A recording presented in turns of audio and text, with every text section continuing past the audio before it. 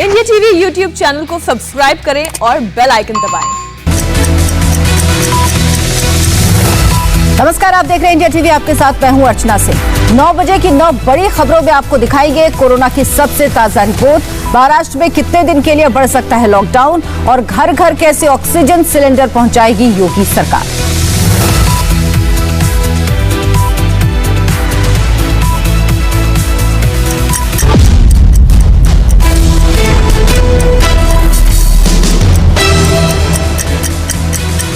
Corona से देश की जंग जारी है। शहर दर शहर कोरोना काल बनकर मौत का तांडव कर रहा है। देश भर में कोरोना की आज की आपको रिपोर्ट दिखाएं, उसके पहले कोरोना पर देश में क्या एक्शन लिया जा रहा है वो देख लीजिए। महाराष्ट्र में आज ब्रेक द चेन को एक्सटेंड किया जाए या नहीं, इसे लेकर कैबिनेट की मीटिंग होगी। इस बीच हरियाणा में कोरोना से हाहाकार मचा हुआ है। दिल्ली में कोरोना को जिस तरह से हैंडल किया जा रहा है, इस पर आज दिल्ली हाई कोर्ट में सुनवाई होगी और ऑक्सीजन की कमी से होने वाली मौतों को रोकने के लिए योगी सरकार ने उन लोगों को भी ऑक्सीजन सिलेंडर मुहैया कराने का ऐलान किया जो होम आइसोलेशन में हैं। डेंजरस कोरोना की सेकेंड वेव का कहर जारी है। मौतों का सिलसिला थमने का नाम नहीं ले रहा। पिछले 24 घंटे में डेडली वायरस से मौतों का आंकड़ा 4000 के पार रहा। हालांकि इस बीच राहत की खबर है कि कोरोना के नए केसेस में लगातार गिरावट आ रही। पिछले 24 घंटे में 3,48,417 नए केस मिले। देश में कुल एक्टिव मरीजों की तादाद भी कम हुई। पूरे देश में कोरोना का सबसे ताजा अपडेट आपको दे उसके पहले कोरोना का 24 घंटे का ऑल इंडिया मीटर देख लीजिए।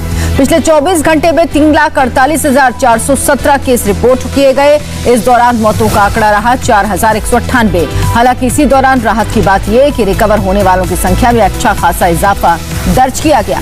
पिछले 24 घंटे में कोरोना को 3,55,282 लोगों ने मात दी। लेकिन चिंता की बात यह है कि देश में अभी कोरोना के एक्टिव केस करीब 37 लाख हैं। कोरोना का ऑल इंडिया डेटा बताता है कि नए केसेस में रोजाना के हिसाब से कमी आ रही। मई में अब तक कोरोना संक्रमण की रफ्तार देखें तो राहत दिखती है। 1 मई को 4,01,993 नए केस रिपोर्ट हुए। 6 मई को कोरोना ने नया रिकॉर्ड बनाया। इस दिन 4,12,262 केसेस आए और अगले दिन यानी 7 मई को कोरोना ने सारे रिकॉर्ड तोड़ दिए और इस दिन 4,14,188 नए केस आए। हालांकि इसके बाद 8 मई को 4,03,000 केस दर्ज हुए, लेकिन यहां से कोरोना के केसेस में लगातार गिरावट देखी गई। 9 मई को 3,66,000, 10 मई को नए केस 3,29,000 के करीब और आज कल के मुकाबले केसेस में थोड़ी बढ़ोतरी हुई, लेकिन फिर भी आंकड़े कम होते दिख रहे हैं। कोरोना केसेस में कमी जरूर आ रही है, लेकिन मौतों का आंकड़ा भी तेजी से ऊपर की ओर भाग रहा है। सिर्फ 5 दिनों में यानी 8 मई से आज तक करीब 20,000 लोगों से कोरोना ने जिंदगी छीन ली। 8 मई को 4,187 केस। 9 मई को हालांकि इसमें कमी आई। इस दिन 3,754 लोगों की मौत हुई, लेकिन अगले ही दिन 10 मई को 4,092 लोगों को कोरोना की वजह से अपनी जान गंवानी पड़ी। दूसरे दिन 11 मई को मौत के आंकड़े गिरे जरूर, लेकिन बहुत कम 3,754 लोगों की मौत हुई और आज फिर मौतों का आंकड़ा 4,000 को पार कर गया। देश में कोरोना का एपिसेंटर अब महाराष्ट्र की जगह कर्नाटक शिफ्ट हो रहा है। कर्नाटक में पिछले 24 घंटे में कोरोना के 39,510 नए मरीज मिले, जबकि कोरोना के चलते 480 लोगों की मौत हुई। जबकि महाराष्ट्र में 24 घंटे में नए केस 40,956 दर्ज किए गए और इस दौरान 793 मरीजों की मौत हुई। दिल्ली से इंडिया टीवी संवाददाता सैयद नजीर इस वक्त हमारे साथ जुड़े हैं। नजीर, क्या हालात है, आंकड़े क्या कह रहे हैं और किस तरह के इंतजाम नजर आ रहे हैं? देखिए, देश भर में जिस तरह से आंकड़े कम हुए पिछले कुछ दिनों में 3,48,000 नए संक्रमित पिछले 24 घंटे में है, लेकिन जो रिकवर होने वाले लोग हैं उससे कहीं ज़्यादा 3 लाख करीब 55,000 के करीब लोग रिकवर हुए हैं। दिल्ली की बात करें, पिछले 24 घंटे में दिल्ली में 12,500 के करीब संक्रमित पाए गए, लेकिन उससे कहीं ज़्यादा यहाँ पर रिकवर हुए हैं। मौत का आंकड़ा ज़रूर बढ़ा है। पूरे देश में 4,000 का ये आंकड़ा पार कर गया है। इस वक्त हम अर्चना ओखला मंडी में हैं। केसेस में कमी आई है, लेकिन लोग लापरवाह अभी भी हैं। यहाँ ओखला मंडी में सोशल डिस्टेंसिंग की लगातार धज्जियाँ उड़ाई जा रही है। यहाँ डीएम ऑफिस की तरफ से, जहाँ दिल्ली सिविल डिफेंस के लोग लगातार जो यहाँ मजदूर काम करते हैं, जो यहाँ आड़ती हैं, जो बिजनेसमैन हैं, उनको समझाने की कोशिश लगातार करते हैं। इनको यहाँ तक कि मास्क दी जाती है, लेकिन रोज़मर्रा की तरह ये अपने कामों में लगे होते हैं। और हमारे साथ खुद यहाँ पर डीएम ऑफिस के राजन जी मौजूद है। राजन जी, ये बताइए, आप यहाँ पर ओखला मंडी में लगातार काम कर रहे लोगों को समझा रहे हैं, क्या कहते हैं, कैसे समझाते हैं और कितना पालन होता है? देखो, सबसे पहले हम लोगों को समझाते हैं कि ये जो बीमारी है बहुत ख़तरनाक है और खुदा ना खास्ता घर में किसी को भी हो गया तो इसका परिणाम डेथ है। तो उसके लिए आप कम से कम यहाँ जब काम करो तो मास्क पहन के काम कीजिए, डिस्टेंस बना के काम करिए, आप अपने हाथ पास सैनिटाइज़र रखिए। अगर आप कुछ खाते हैं तो पहले हाथ को सैनिटाइज करके फिर खाइए, और जिसके पास मास्क नहीं है तो उसको मास्क बांटते हैं। हम देख रहे हैं लोगों में असर नहीं है, लोग वैसे ही अपने गमछे के साथ, मास्क बिल्कुल नहीं है, सोशल डिस्टेंसिंग बिल्कुल भी नहीं है। ऐसा है कि जो पब्लिक में इस समय जो डर है ना, वो सिर्फ एक चालान का डर है। जब तक पब्लिक के अंदर अपनी सेफ्टी के लिए अपने आप कंसर्न नहीं जागेगा, तब तक ये चीज़ आगे नहीं बढ़ पाएगी। हम यही उनको समझाते हैं कि आप चालान के लिए मत करो कि मैंने चालान बचाना है तो मास्क पहनना है। बिल्कुल नसीर, और इसमें जिम्मेदारी लोगों की भी है कि वो खुद समझे कि ये बीमारी कितनी खतरनाक है और इससे उनके पूरे परिवार को नुकसान हो सकता है, क्योंकि जब तक हम खुद एहतियात नहीं बरतेंगे तब तक इस बीमारी से बचना बहुत मुश्किल है। बहुत बहुत धन्यवाद आपका इस तमाम बातचीत के लिए।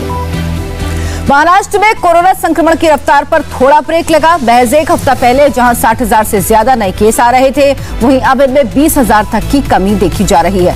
पिछले 24 घंटे में 40,956 नए केस आए। पिछले 3 दिन के आंकड़ों की बात करें तो 9 मई को 48,401 नए केस आए, 10 मई को 37,236 नए केस आए, तो 11 मई को 40,956 नए केस आए। महाराष्ट्र में कोरोना संक्रमण भले ही थोड़ा कम हो रहा हो, लेकिन राज्य सरकार लॉकडाउन में किसी भी तरह की ढील देने के मूड में नहीं है। महाराष्ट्र सरकार के मंत्रियों और कोविड टास्क फोर्स ने कहा कि राज्य में 15 दिन के लिए और लॉकडाउन बढ़ाया जा सकता है। आज उद्धव ठाकरे दिन में 3 बजे कैबिनेट की बैठक करेंगे, जिसके बाद लॉकडाउन को 15 दिन के लिए बढ़ाने का ऐलान किया जा सकता है। महाराष्ट्र में कोरोना संक्रमण कम हो रहा है, लेकिन माइक्रोमिकोसिस के केस सरकार की चिंता बढ़ा रहे हैं। इसके साथ ही रेमडेसिविर इंजेक्शन और ऑक्सीजन की सप्लाई तक का चैलेंज भी सरकार के सामने बना हुआ है।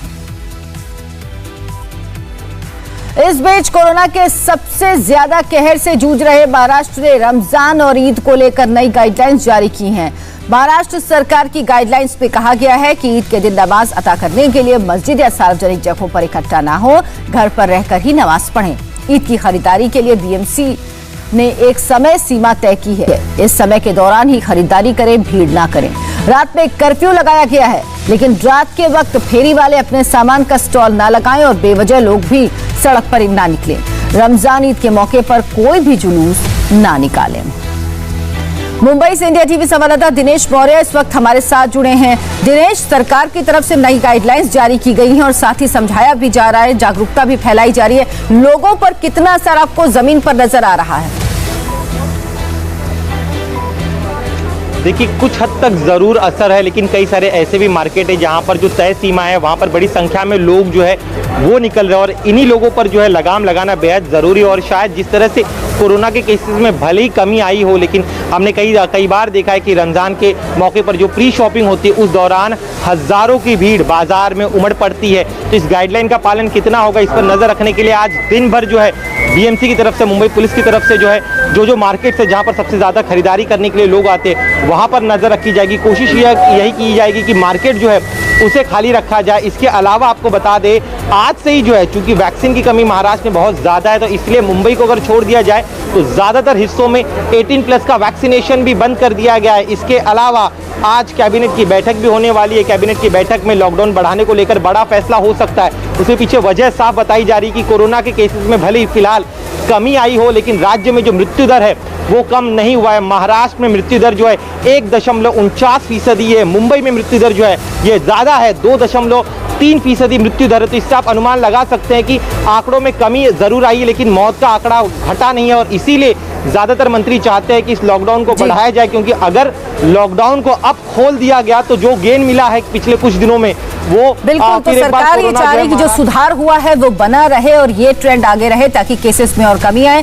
साथ ही साथ लोगों को भी समझना होगा कि खरीदारी का वक्त सरकार ने जरूर तय किया है, लेकिन आप बाहर ना निकले, यही बेहतर है आपके लिए भी। बहुत बहुत धन्यवाद दिनेश आपका इस तमाम बातचीत के लिए। और अब बात यूपी की, जहां कोरोना संक्रमण के नए केस में पिछले 3 दिनों से लगातार कमी आ रही है। सरकार ने भी संक्रमण को रोकने और मरीजों के इलाज के लिए पूरी ताकत झोंक दी है। सीएम योगी आदित्यनाथ खुद अस्पतालों का दौरा करके हालात की समीक्षा कर रहे हैं। इस बीच यूपी सरकार ने बड़ा फैसला किया। यूपी में सभी कमिश्नर और जिलाधिकारियों को निर्देश दिए गए कि जो लोग होम आइसोलेशन में हैं, उन्हें ऑक्सीजन सिलेंडर मुहैया करवाए जाएं। यूपी सरकार ने आदेश जारी करके कहा कि जिन लोगों की रिपोर्ट पॉजिटिव आई, उनको तो ऑक्सीजन मुहैया करवाई ही जाए। साथ ही जिनमें कोरोना के लक्षण नजर आ रहे हैं, उन्हें भी ये सुविधा मिलनी चाहिए, भले ही उनकी रिपोर्ट पॉजिटिव हो या नेगेटिव। जिनके सीटी रिपोर्ट या ब्लड रिपोर्ट में कोरोना के लक्षण दिख रहे हैं, उन्हें भी ऑक्सीजन सिलेंडर दिया जाएगा। ऑक्सीजन सिलेंडर केवल उन्हीं मरीजों को मिलेगा जो घरों में हैं। इसके लिए मरीजों के तीमारदारों को मरीज का आधार कार्ड और मोबाइल नंबर देना होगा। और लखनऊ से इंडिया टीवी संवाददाता रुचि कुमार इस वक्त हमारे साथ जुड़ी हैं। रुचि, सरकार की तरफ से तमाम कदम उठाए जा रहे हैं, लेकिन अभी क्या स्थिति है उत्तर प्रदेश में? देखिए, जो होम आइसोलेशन में मरीज हैं, उनको पिछले दिनों में हमने देखा कि ऑक्सीजन की बहुत ज्यादा कमी होती है और बहुत मुश्किल से उनको एक ऑक्सीजन सिलेंडर उनका भर पाता था। जो रिफिल प्लांट थे, वहाँ वो 12-12 घंटे खड़े रहते थे। उसके बाद उनका ऑक्सीजन सिलेंडर तब भी शायद कुछ लोगों का नहीं भर पा रहा था। ऐसे में सरकार का बड़ा फैसला है। करीब यूपी में 1,60,000 मरीज, एक्टिव मरीज कोरोना के हैं, जो इस समय होम आइसोलेशन में हैं। और सरकार का कहना है कि इनके लिए करीब 56 मीट्रिक टन ऑक्सीजन की जरूरत होगी। जो जिले हैं, इनको ये ऑक्सीजन प्रोवाइड कराई जाएगी। वहाँ के जो डीएम कमिश्नर होंगे, वो एक या एक से ज्यादा जगह तय कर पाएंगे जहाँ से ये होम आइसोलेशन के मरीज, रिश्तेदार उनके आएंगे और ऑक्सीजन ले पाएंगे।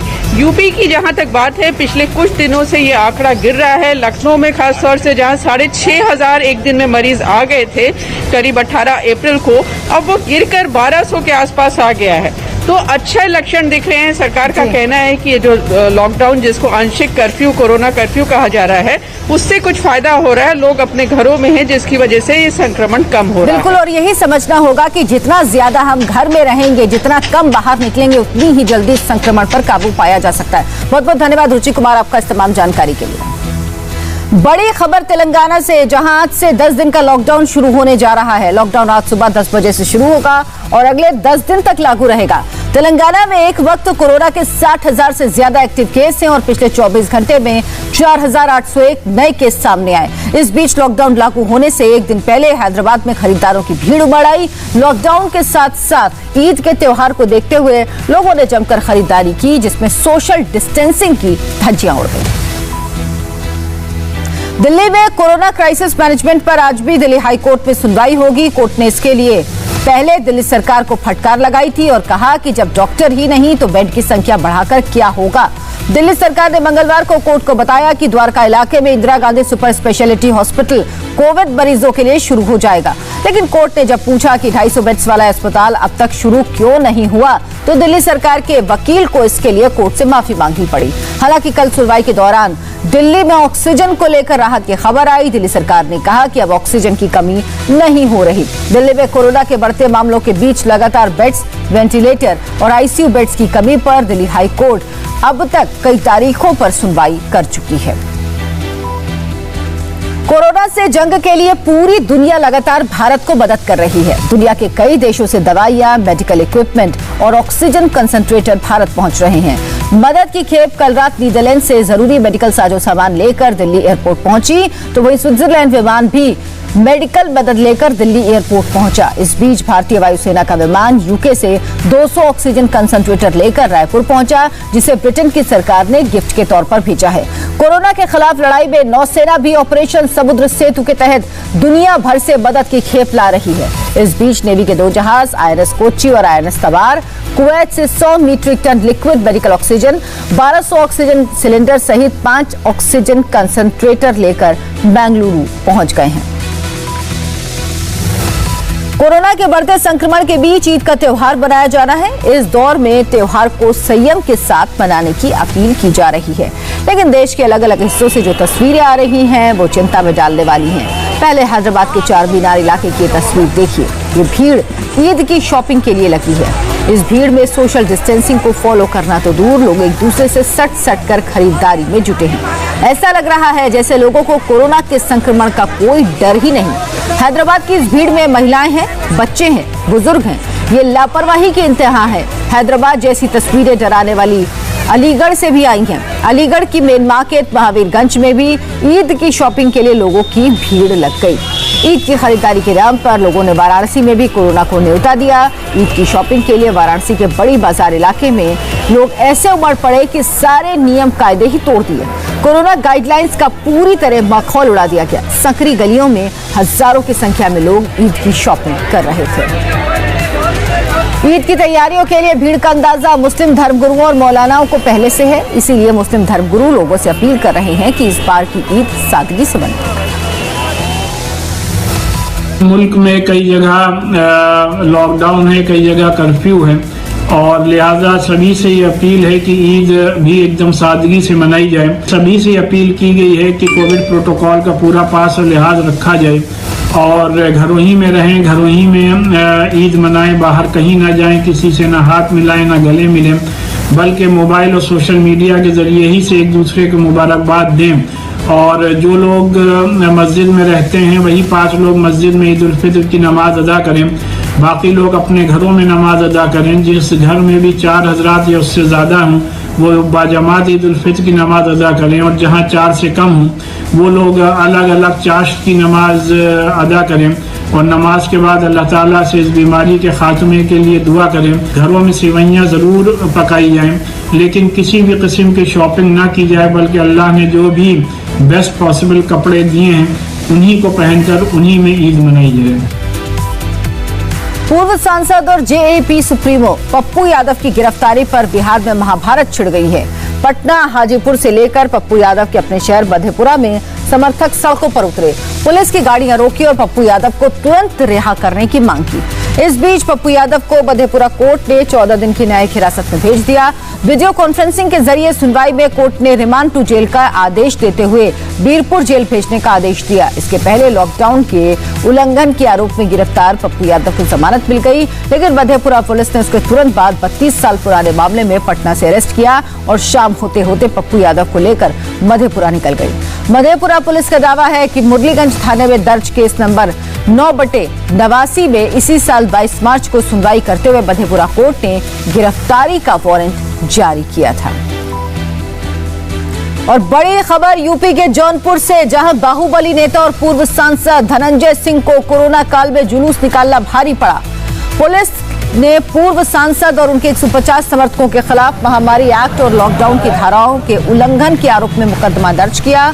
पूर्व सांसद धनंजय सिंह नवनिर्वाचित जिला पंचायत सदस्य और उलेमा काउंसिल के प्रदेश उपाध्यक्ष साबुद्दीन की चाची अकीला बानो को बधाई देने उनके घर पहुंचे थे। उनके साथ समर्थकों की भारी भीड़ थी। इस जुलूस का वीडियो जैसे ही वायरल हुआ, पुलिस हरकत में आई और पूर्व सांसद समेत 150 लोगों के खिलाफ मुकदमा दर्ज कर दिया। और अभी एक ब्रेक के बाद देखिए इजराइल ने रॉकेट से कहां किया ताबड़तोड़ हमला। ब्रेक के बाद आपका स्वागत है। इजराइल और फिलिस्तीन की तनातनी के बीच मंगलवार को इजराइल ने गाजा पट्टी में हमास के कई ठिकानों पर रॉकेट से ताबड़तोड़ हमले किए। हमले में गाजा शहर में एक 12 मंजिला इमारत नेस्तनाबूद हो गई। इस बिल्डिंग में, जिसमें हमास के कई बड़े अफसरों के ऑफिस थे, बताया जा रहा है कि इजराइल का हमला इतना शक्तिशाली था कि धमाके ने 3 किलोमीटर दूर तक कई इमारतों को हिला दिया। हमले से पहले इजरायली ड्रोन ने इमारत से लोगों के बाहर निकालने के लिए चेतावनी जारी की थी। दरअसल हमास ने इजराइल की राजधानी टेल अवीव पर हमला करने की धमकी दी थी। सोमवार को गाजा के चरमपंथियों ने इजराइल की ओर सैकड़ों मिसाइल दागी थी, जिसके बाद इजराइल ने गाजा में इमारतों को निशाना बनाया। इजराइल और फिलिस्तीन के बीच लगातार लड़ाई जारी है। सोमवार से जारी हमले में अब तक 24 लोगों के मारे जाने की खबर है। इस बीच इमारत को नेस्तनाबूद करने के बाद हमास ने जवाबी हमला करते हुए टेल अवीव पर 130 रॉकेट दागे।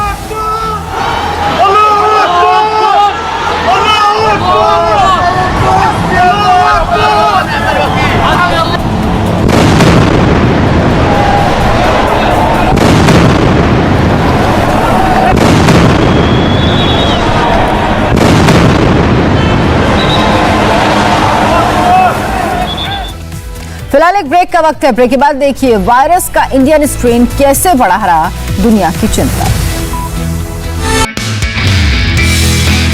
नमस्ते, मैं हूं मीनाक्षी जोशी। वीडियो और खबरों से अपडेट रहने के लिए India TV YouTube channel subscribe करें, बेल आइकन दबाना ना भूलें। जुड़े रहें इंडिया टीवी के साथ।